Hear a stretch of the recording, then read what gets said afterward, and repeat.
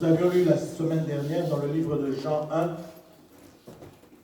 versets 1 à 2.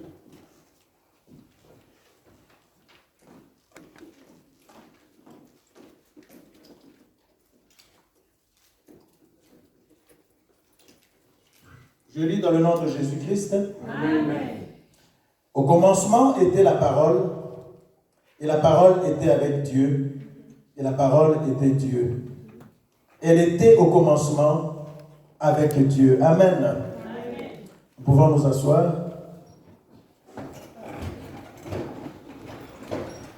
Quand j'ai entendu les témoignages de mes bien-aimés tout à l'heure, j'ai senti que Dieu était vraiment là. Et qu'ils ont carrément dit tout ce que j'avais à dire aujourd'hui. Amen. Amen. La fois dernière, nous avons parlé de ce qui donne l'espérance. Nous avons défini que ce qui donnait l'espérance, c'était la parole de Dieu, cette parole que nous venons de lire. Amen. Amen. Cette parole qui était au commencement, qui était avec Dieu et qui était Dieu. Cette parole qui était au commencement avec Dieu. Amen. Amen. Nous avons dit la fois dernière que dans notre vie, il y a certains aspects qui sont importants, et le plus important de tous ces aspects, c'est la foi. Et même plus, la foi est même plus importante que la confiance. Et même plus, voilà, la foi est quelque chose d'important dans l'aspect de notre vie, dans certains aspects de la vie. Mais le plus important, c'est la confiance en Dieu. Cette confiance que nous devons exprimer en Dieu s'exprime, comme nous l'avons dit la fois dernière, par la foi. Amen. Amen. L'expression de la foi dans notre vie de tous les jours, c'est ça, la confiance que nous devons avoir envers notre Dieu. Amen. Amen. C'est parce que nous avons confiance en Dieu que nous sommes là ce matin. C'est parce que nous avons confiance en Dieu que nous prions. Et quand nous prions pour nous adresser à Dieu, prier Dieu, c'est une conversation avec son Créateur. C'est pas simplement demander, c'est aussi converser avec lui pour lui dire je vais bien, tu m'as béni, j'ai bien dormi, ainsi de suite. Amen. Amen. Et quand nous nous adressons à Dieu, nous avions dit la fois dernière que nous devions comprendre dans notre prière, avoir un langage qui exprime la foi. Un langage qui exprime que Dieu est capable de tout faire. Amen. Amen. Même ce qui est impossible à l'entendement de l'être humain que nous sommes. Notre frère a témoigné tout à l'heure de la naissance de son enfant. Il était dépassé de voir comment les médecins sortaient du ventre de sa femme ce bébé qui est resté 9 mois dedans. Amen. Amen. Mais est-ce que nous savons, est-ce que nous nous sommes déjà rendus compte, comme l'a dit notre soeur tout à l'heure, que nous ne faisons pas tellement attention aux choses de la nature, aux choses que Dieu a créées. Amen. Amen. Nous nous contentons de penser à où nous allons, à ce que nous faisons, comment nous allons le faire. Mais nous ne rendons pas tellement compte de ce que Dieu a créé, de ce que Dieu a fait. Amen. Amen. Je reviens à la naissance de l'enfant, comme l'a dit notre bien-aimé tout à l'heure. C'est pour continuer la prédication de la fois dernière. Vous savez que l'enfant s'attache à sa maman. Et pourquoi l'enfant s'attache à sa maman? Parce que pendant les 9 premiers mois de sa vie, l'enfant reste dans le ventre de sa maman. Donc, le seul contact que l'enfant a avec la vie, c'est sa maman. Et quand il vient au jour, donc quand il sort du ventre de sa mère, l'enfant crie, il pleure. Est-ce que vous vous êtes déjà rendu compte, ou nous nous sommes déjà rendu compte que quand l'enfant pleure et qu'on le pose, toujours on le fait, sur le thorax de sa maman, l'enfant cesse de pleurer. Est-ce que nous avons déjà constaté ça? L'enfant cesse de pleurer. Mais pourquoi cet enfant cesse de pleurer? Parce que je l'ai dit tout à l'heure, il est resté 9 mois dans le sein de sa maman, donc il connaît l'odeur de sa maman. Amen. Et quand il sort dans un monde inconnu qu'il ne connaît pas, il pleure parce qu'il ne se retrouve plus. Mais dès qu'on le pose sur la poitrine de sa maman, l'enfant s'apaise. Pourquoi? Parce qu'il a confiance. L'enfant connaît cette odeur. Il dit, cette odeur, je la connais. J'ai toujours vécu avec ça. L'enfant, cette odeur rassure l'enfant et il se sent en paix. Amen. Amen. Nous, enfants de Dieu, qu'est-ce qui peut nous rassurer? Comme on l'a dit la fois dernière, dans ce qui donne l'espérance. Ce qui peut et qui doit nous rassurer, c'est la parole de Dieu. Amen. Amen. Parce que nous l'avons lu tout à l'heure, c'est cette parole qui nous a créés. Nous avons été créés par la parole de Dieu. Il avait dit un mot et nous avons été créés. Mais il nous arrive souvent de nous éloigner de cette parole. Qu'est-ce qui fait que nous puissions nous éloigner de cette parole? Ce sont peut-être les péripéties de la vie, les problèmes que nous traversons à chaque jour de la vie. Et pendant que nous traversons ces problèmes, quand il y a un problème délicat qui prend vie dans notre vie et qui dure, et qui dure, et qui dure, il y a une pensée qui vient au-dedans de nous pour nous dire, voyez, ça fait autant de temps ou autant d'années que vous priez pour ce même problème, mais il n'y a pas de changement. Est-ce que vous pensez vraiment que Dieu vous écoute? Est-ce que vous pensez vraiment que Dieu va exaucer votre prière? Parce que voilà, autant de temps depuis que vous avez commencé à prier, mais il n'y a pas de suite, il n'y a pas de réponse. Amen. Amen. Cette pensée ne vient pas de Dieu, ne peut pas venir de lui non plus. Amen. Amen. Parce qu'il n'y a nulle part dans la Bible où il est écrit, quand vous priez Dieu pour tel ou tel problème, après autant de jours, vous aurez la solution. Et si vous n'avez pas la solution, c'est que Dieu n'existe pas. Amen. Il n'y a pas ce verset-là. La Bible dit simplement, priez sans cesse. Et quand vous avez prié, croyez. Amen. Amen. Croire, c'est ça la foi. La foi dans le livre de Hébreux 11, au verset 1 nous dit, la foi, est-ce qu'on peut la lire? Amen. Hébreux 11, verset 1.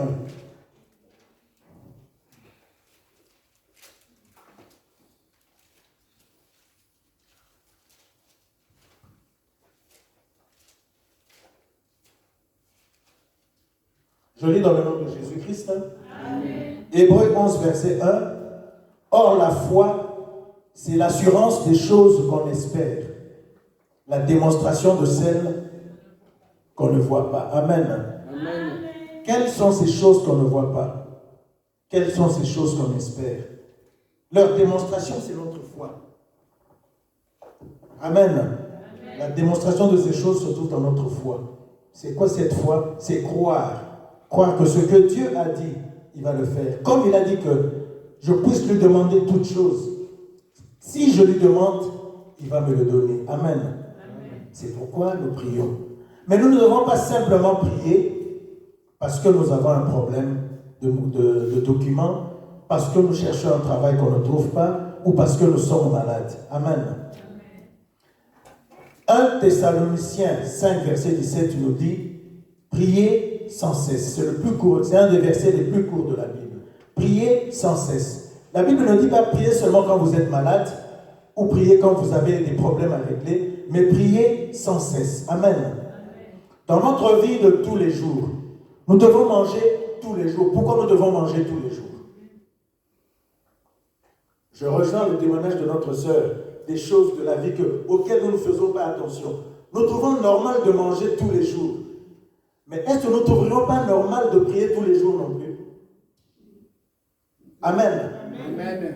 De la même manière que nous devons manger tous les jours. Pourquoi? Pour être en bonne santé, pour être en bonne forme physique. Amen. Amen. Mais alors, pour être en bonne forme spirituelle, nous devons prier tous les jours. Amen. Simplement. Amen. Pas simplement prier parce que nous avons des problèmes, parce que les problèmes nous assaillent, parce que ça fait longtemps que je prie pour le même problème, à la fin je suis fatigué. Non. Nous mangeons tous les jours parce que nous devons être en bonne santé, en bonne forme physique. Pour être en bonne forme spirituelle, pour plaire à Dieu, nous devons prier sans cesse, c'est-à-dire sans cesse, dans tous les jours. Même quand tu es au travail, même quand tu fais la vaisselle, même quand tu te laves. Donc, tous les jours dans notre pensée, dans notre esprit, nous devons être en position de prière. Amen. Amen. Parce que nous devons savoir que quand nous cessons de manger pendant un certain temps, nous perdons du poids. N'est-ce pas? Amen. Mais pour récupérer ce poids que nous avons perdu, en 10 jours, vous n'avez pas mangé, vous avez perdu peut-être 15-20 kilos. Mais pour récupérer ces 15-20 kilos, il vous faut beaucoup plus que 15 jours pour les récupérer. Amen. Amen. Nous sommes d'accord avec ça. Amen. On perd facilement du poids. Mais pour récupérer le poids que nous avons perdu, cela nous demande un laps de temps plus long. C'est la même manière, de cette même manière que quand nous nous éloignons de la prière. Parce que ce que nous avons demandé à Dieu, il nous l'a donné. On se dit, bon, j'avais prié, Dieu m'a béni, j'avais besoin d'argent, il m'a donné l'argent, j'avais besoin d'un permis de séjour, j'ai mon permis de séjour, bon, je laisse un peu la prière à côté, je passe à autre chose. Amen. Amen. Mais pendant ce temps que tu as laissé la prière, tu perds du poids spirituellement. Amen. Amen. C'est-à-dire, pendant ce temps que tu t'es éloigné de la prière, tu t'es aussi éloigné de Dieu. Parce que c'est quoi la prière? Amen. Amen. La prière, c'est la vie. Elle est vitale. Et là, de la même façon, quand nous mangeons, c'est vital de manger pour être en vie en bonne santé. Mais quand nous prions tous les jours, cela veut dire que nous vivifions notre vie spirituelle. Amen. Quand nous sommes en prière, nous sommes en présence de Dieu. Nous sommes devant la gloire de Dieu. Amen. Devant la préséance de Dieu, devant le trône de Dieu. Amen. C'est-à-dire que, puisque nous sommes régulièrement en prière, donc Dieu est toujours devant nous en notre présence, le jour où nous avons un problème et que nous l'invoquons pour ce problème, puisqu'il est toujours là, on est toujours en communion avec lui, nous vivons toujours sa gloire, nous vivons sa magnificence, la réponse viendra aussi rapidement que si nous avons abandonné la prière pendant un laps de temps parce qu'il nous avait bénis pour un sujet défini que nous lui avons demandé. Ça prendra aussi le temps parce que nous nous sommes éloignés de lui. Le temps de s'approcher à nouveau de Dieu et d'être dans sa présence, d'être dans sa gloire, ça prendra du temps. De la même façon, quand nous avons perdu du poids parce que nous avons cessé de manger, quand nous avons cessé de prier, nous nous sommes aussi éloignés de Dieu d'une certaine manière. Amen. Amen. Cette distance est dans le domaine spirituel parce que c'est le spirituel qui prime sur toute chose dans la vie. Amen. Amen. Quand Dieu avait décidé de créer l'homme, l'homme physique n'était pas encore né. Mais dans l'esprit de Dieu, dans le spirituel de Dieu, il avait déjà créé l'homme. Amen. Amen. Et c'est comme ça que ça se passe avec Dieu. Quand on lui demande quelque chose en prière, crois l'avoir reçu, ainsi tu la verras s'accomplir. Donc dans ton esprit, tu crois déjà que tu l'as reçu. Donc tu façonnes déjà dans ton esprit que ce que tu as demandé à Dieu, tu l'as déjà reçu. Ainsi tu vas la voir s'accomplir. Amen. Amen. Si tu cesses de prier, ce n'est pas Dieu qui s'éloigne de toi. Parce que lui, il est toujours là. Amen. Amen. Lisons dans le livre de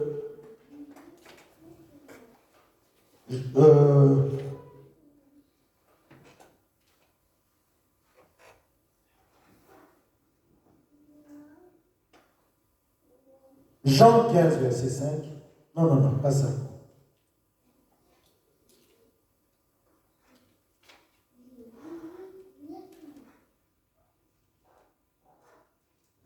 Prenons le livre de Jean 1, verset 14.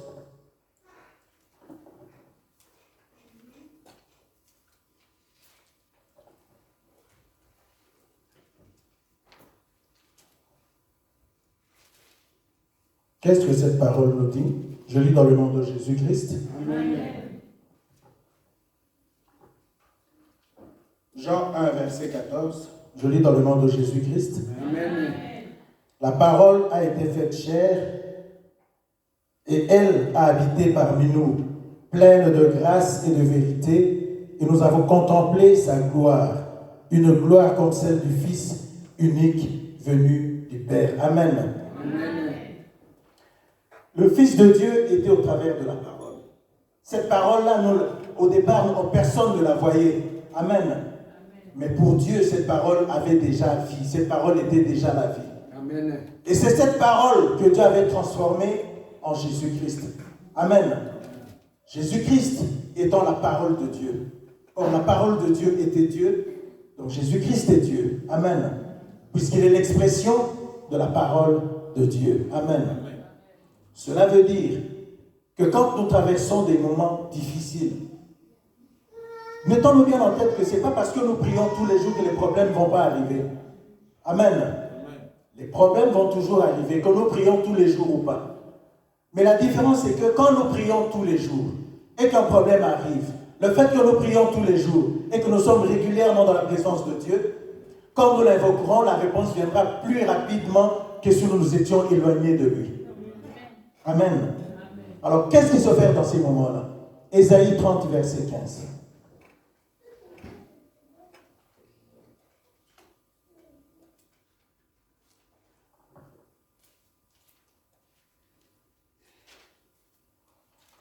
Je lis dans le nom de Jésus-Christ. Ésaïe 30, verset 15. Car ainsi a parlé le Seigneur l'Éternel, le Saint d'Israël. C'est dans le retour à Dieu et le repos que sera votre salut. C'est dans le calme et la confiance que sera votre force. Mais vous ne l'avez pas voulu. Amen. C'est-à-dire que quand nous traversons des moments difficiles, restons calmes. Ne soyons pas agités. Ne soyons pas perturbés, ne soyons pas tourmentés. Restons calmes. Et tournons notre regard vers le Seigneur. Amen. Parce que c'est en tournant notre regard vers le Seigneur qu'il agira. Ce n'est pas en s'agitant, ce n'est pas en s'énervant. Comme hier, quand nous étions avec le frère Antoine, une sœur l'appelle pour lui dire « Ah, mais je suis fâché parce que j'ai demandé à mon mari de me conduire à tel endroit. Il me dit « Oh, mais chez vous en Belgique, quand on va là-bas, on vous arrête. » Et ils sont allés là-bas, on les a arrêtés. Amen. Parce qu'il avait déjà confessé de sa bouche une mauvaise chose. Amen. Il arrive là-bas, on l'arrête. Nous ne savons pas pourquoi on l'a arrêté. Mais il avait déjà au départ confessé qu'il serait arrêté. Puisque tu l'as confessé qu'on t'arrête, ne sois pas étonné. Amen. Cela veut dire que dans notre vie de tous les jours, évitons de mettre des mauvaises pensées dans notre tête. Mettons toujours des bonnes pensées, des bonnes choses. Et ce sont ces bonnes choses qui vont nous arriver. Mais quand ces bonnes choses nous arrivent, des fois on ne s'en rend même pas compte.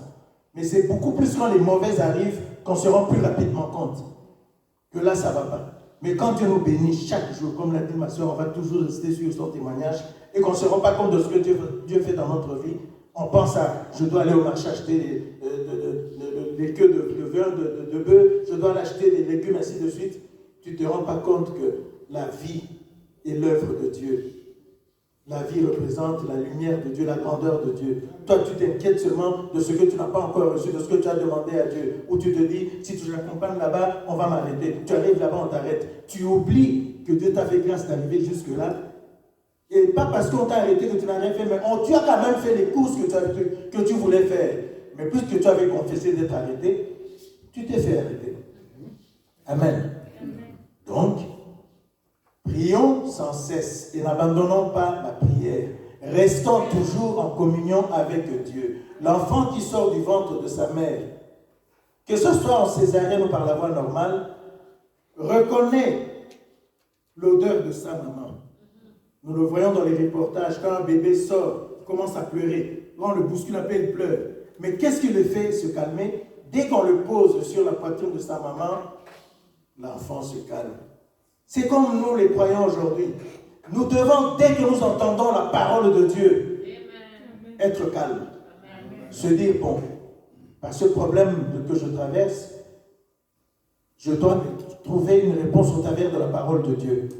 L'Esprit de Dieu va t'inspirer, tu vas tomber sur un verset qui sera exactement la réponse à ton problème.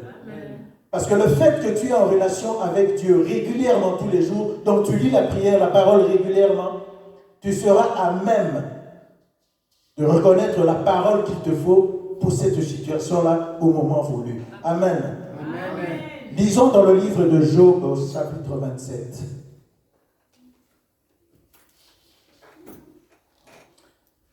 Nous allons lire du verset 8 au verset 10.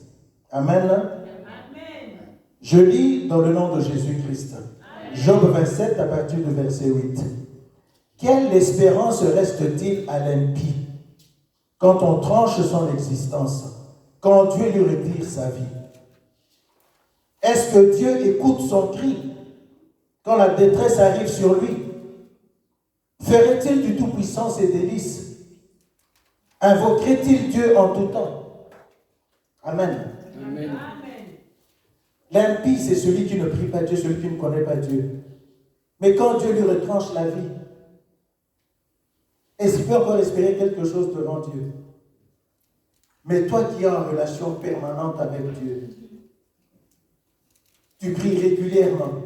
Dès qu'un problème arrive, tu sais où il faut aller frapper. Parce que tu es en relation avec Dieu. Tu vis la gloire de Dieu chaque jour de ta vie. Dieu sera toujours là pour te répondre. Et la réponse viendra très rapidement parce que tu vis Dieu tous les jours de ta vie. Amen. Amen. Psaume 18.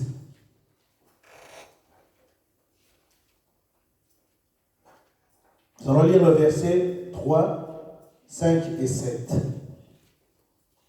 Que dit le psaume 18? Je lis dans le nom de Jésus-Christ. Amen. Psaume 18, verset 3.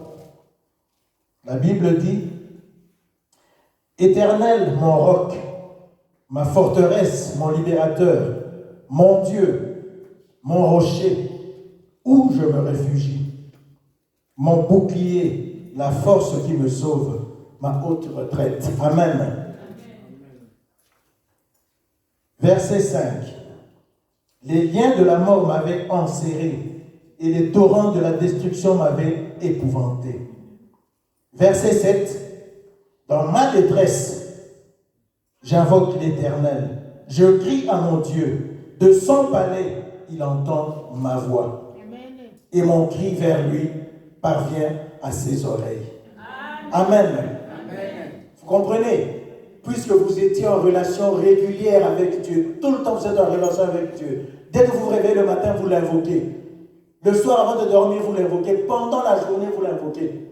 Mais au jour de la détresse, un malheur vous atteint et que vous criez vers lui, puisque vous êtes toujours en relation avec lui, tout le temps vous êtes avec lui, mais votre cri va arriver à ses oreilles, et très rapidement, et vous aurez la solution très rapidement. Amen. Amen. Philippiens 4, verset 6.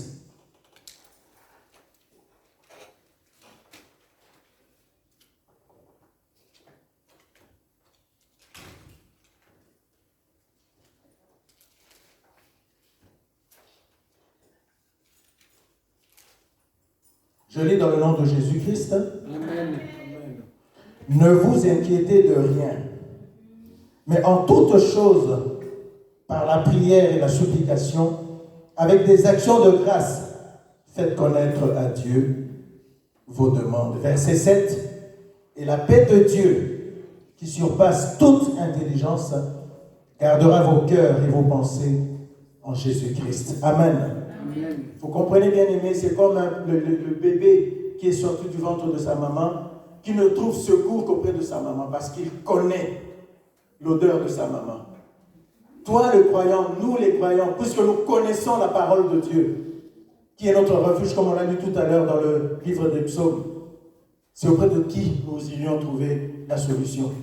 C'est auprès de Dieu. Amen. Parce que nous vivons Dieu tous les jours de notre vie.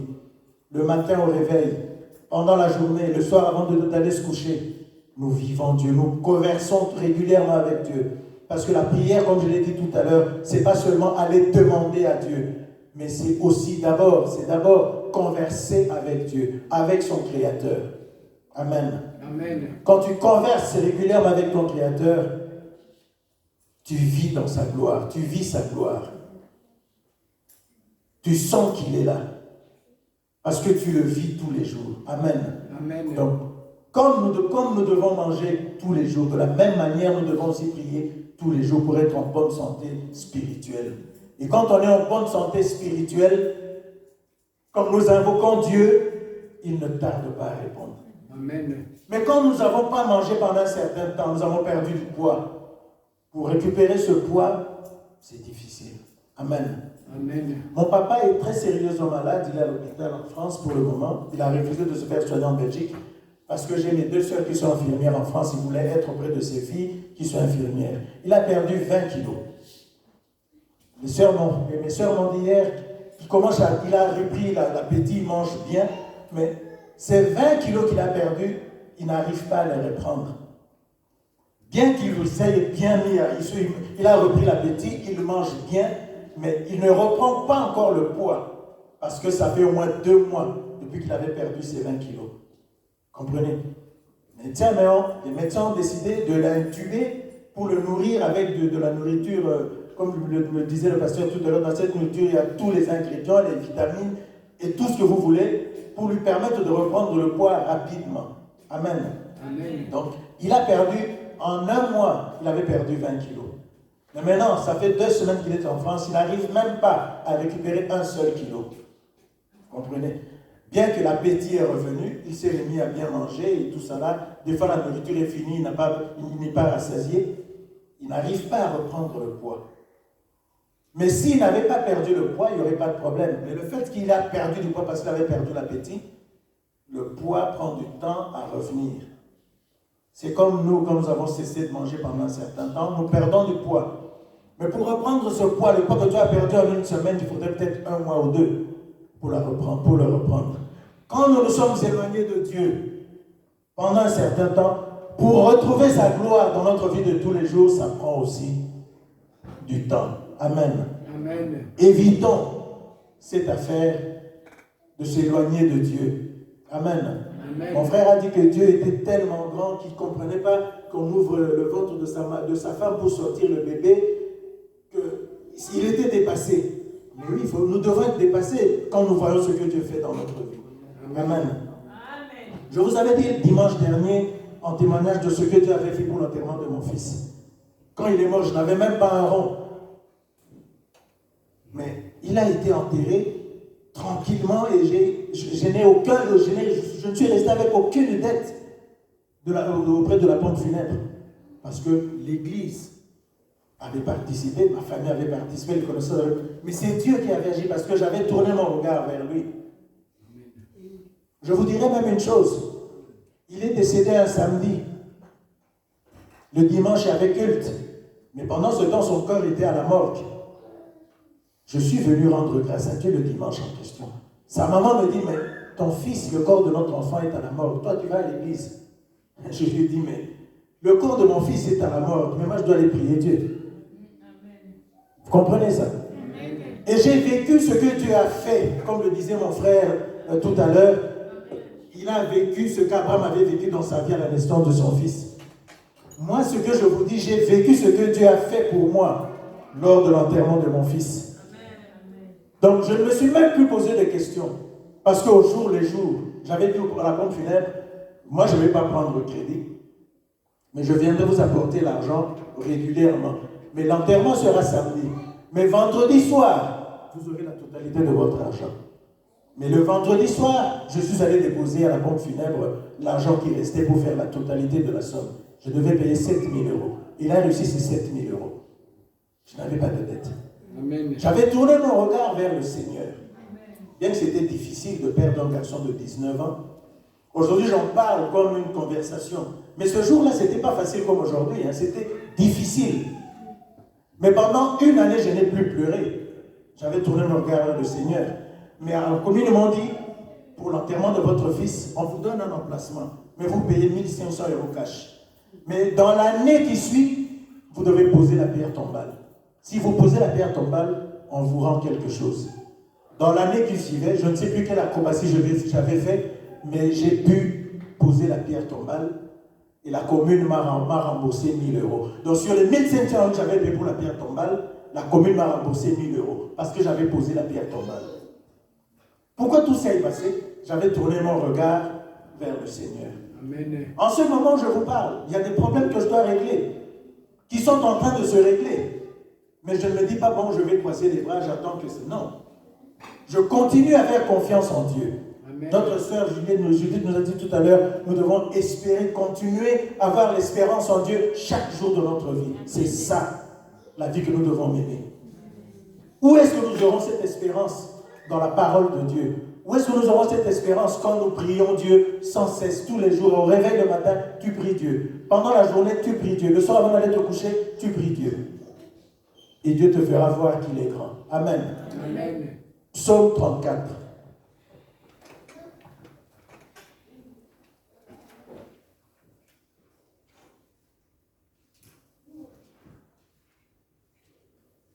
Je lis dans le nom de Jésus-Christ. Amen. Psaume 34, verset 20. De nombreux, je lis dans le nom de Jésus-Christ, hein, Amen. de nombreux malheurs atteignent le juste, mais de tous, l'Éternel le délivre. Amen. Amen. Vous avez bien aimé, il y a une différence entre de nombreux et toujours. Amen. C'est-à-dire, les malheurs peuvent arriver, ils arrivent souvent au juste. Mais quand tous ces malheurs arrivent, l'Éternel délivre toujours. La Bible ne dit pas que l'Éternel délivre de temps en temps. Il choisit certains où il peut délivrer, d'autres il laisse tomber. Non, la Bible ne dit pas ça. La Bible dit l'Éternel délivre toujours. Mais les malheurs atteignent souvent. Souvent, c'est-à-dire pas toujours les justes. Mais souvent, il arrive que les malheurs atteignent les justes. Donc ça atteint aussi les impies, ça atteint aussi les mauvais, les méchants. Mais souvent, ils atteignent les justes. Mais les malheurs qui atteignent les justes, l'Éternel l'en délivre toujours. Donc, le juste ne reste jamais sans solution à son problème. Surtout quand il est en relation permanente avec son Dieu. Quand il prie tous les jours. Même quand il est béni. Il voulait 1 million. Lui, Dieu lui a donné 1 million. Il continue à prier Dieu. Il voulait avoir des documents, un permis de séjour. Dieu lui a donné son permis de séjour. Il prie tous les jours. Il lit sa parole, la parole de Dieu tous les jours. Amen. Amen. Bien-aimés, nous devons nous attacher à Dieu, comme le nouveau-né s'attache à sa maman. Est-ce que nous nous sommes déjà rendus compte que quand nous réprimons un enfant, on lui donne 2-3 gifles, que fait l'enfant? Les mamans qui sont là ont la réponse. L'enfant ne fuit pas. Il s'accroche encore à sa maman. Bien que la maman lui donne des bonnes petites baffes. Mais l'enfant revient toujours vers celui qui le réprimande. Amen. Amen. Pourquoi? Parce que dès le départ, l'enfant avait confiance à sa maman. Donc quelque part, pendant qu'il reçoit ses baffes, il se dit dans le fond de lui, mais je dois mériter ces baffes parce que ce que j'ai fait n'est pas bon. Donc il va toujours s'attacher à sa maman. C'est ce que nous, enfants de Dieu, devons faire quand Dieu nous réprimande. Quand est-ce que Dieu nous réprimande? Au travers de sa parole. Sa parole nous gifle. Sa parole nous réprimande. Mais ce n'est pas parce que la parole de Dieu nous gifle, nous réprimande, nous devons fuir Dieu. Non. Faisons comme l'enfant que la maman réprimande. Puisqu'au départ, au premier jour de sa vie, il s'était attaché à sa maman parce qu'il avait confiance à sa maman. Nous aussi, enfants de Dieu, quand la parole de Dieu nous réprimande, retournons toujours vers Dieu. Amen. Parce qu'elle nous réprimande parce que nous nous sommes éloignés de Dieu. Nous avons fait quelque chose qui n'a pas plu à Dieu. Donc, après la réprimande, retournons toujours vers Dieu. Attachons-nous à Dieu. Exprimons notre confiance en Dieu. C'est comme ça que nous irons de victoire en victoire. Que Dieu nous bénisse. Amen.